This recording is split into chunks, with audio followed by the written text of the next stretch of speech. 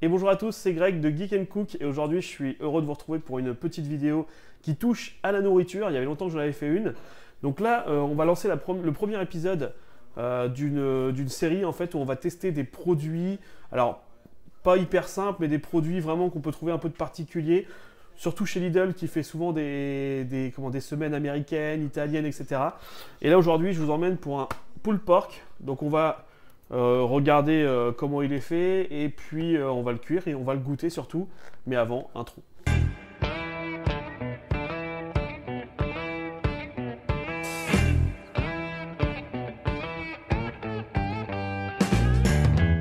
Avant de commencer à lire ce qu'il y a sur cette petite boîte, n'hésitez pas à laisser un petit pouce bleu, à vous abonner et me dire en commentaire ce que vous pensez un petit peu de ça. Personnellement, moi, alors j'avais envie de faire des vidéos, mais c'est vrai que le manque de temps fait que là, ce genre de vidéo, ça va être plutôt facile à faire, entre guillemets, et sympa, parce que je pense que je vais bien aimer faire ça, tester des produits, etc.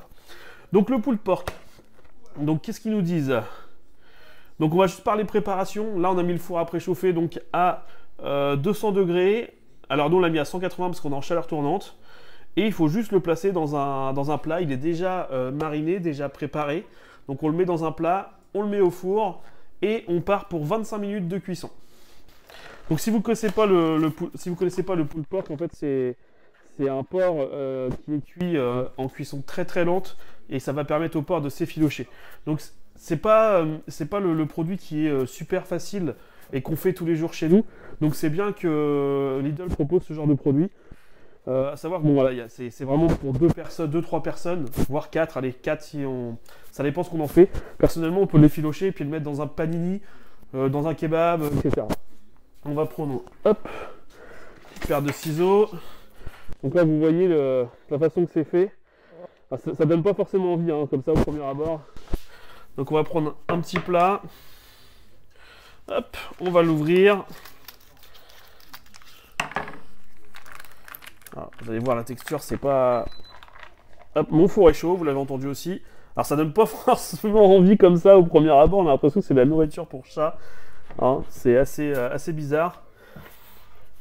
Donc là, ce qu'on va faire, c'est qu'on va l'enfourner pour 25 minutes. Et dans 25 minutes, on se retrouve pour le goûtage. Et je ne serai pas tout seul, parce que Lolo va aussi le goûter et donner son avis comme ça, cuit, sans... Bah alors là, il est déjà assaisonné, hein, donc normalement, tout est prêt pour... comment dire, pour être mangé juste derrière. Donc, on va mettre une petite grille dans le four. Et notre pulled pork, on le recouvre pas, rien, il n'y a pas besoin. Hop. Et on part donc pour 25 minutes. Hop, on va mettre le four sur 25 minutes. Et on est parti. Et on se retrouve juste après pour la dégustation. Ça y est, vous entendez le four, ça sonne, ça veut dire que c'est prêt. On va le sortir du four. Alors, j'ai pas précisé, mais il préconise quand même de l'arroser pendant la cuisson. Donc, nous, on l'arrose un petit peu. Alors, hop. Regardez-moi ça. On va le poser là. Alors, ça a tout de suite une meilleure tête quand même que ce que ça avait tout à l'heure. Et là, le but, c'est de voir donc si ça s'effiloche bien. Ouais, bah, regardez-moi ça. Oh là là.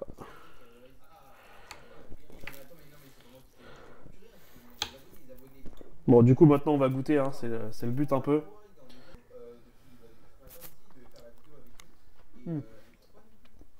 La marinade, elle est juste excellente. Pas besoin de rajouter de sel, franchement, c'est bien comme ça. Et puis, non, franchement, c'est tendre.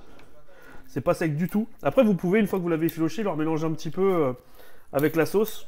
On va faire goûter quand même à Lolo. Alors c'est pas sec hein. Non, pas du tout.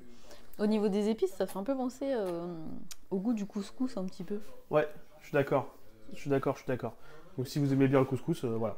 Non mais c'est vrai en plus, non mais c'est vrai que ça a un petit goût d'épices à couscous. C'est pas piquant. Ouais, non. Si vous posez la question, surtout n'hésitez pas à poser des questions en commentaire si vous voulez qu'on y réponde. Là, nous, on va l'accompagner avec des frites maison. D'ailleurs, il faut qu'on allait mettre à chauffer, mais on l'accompagne avec des frites maison. Mais vous pouvez le mettre, comme je vous disais tout à l'heure, dans un kebab, un panini ou quoi que ce soit. C'est tellement fin, ça s'effiloche tellement facilement que ce sera pas sec du tout, quoi. Voilà, bon écoutez, j'espère que ce concept vous aura plu parce que moi personnellement je pense que c'est le genre de truc que je vais aimer faire à défaut d'avoir du temps pour faire vraiment des recettes de cuisine. Je pense que ça, c'est vraiment parfait pour moi et j'espère que vous, ça va vous convenir. N'hésitez pas à laisser un petit pouce bleu, à vous abonner. Allez voir mon petit Instagram, j'y mettrai des photos de toute façon. Et puis moi, je vous dis à très vite pour une prochaine vidéo. Ciao, ciao!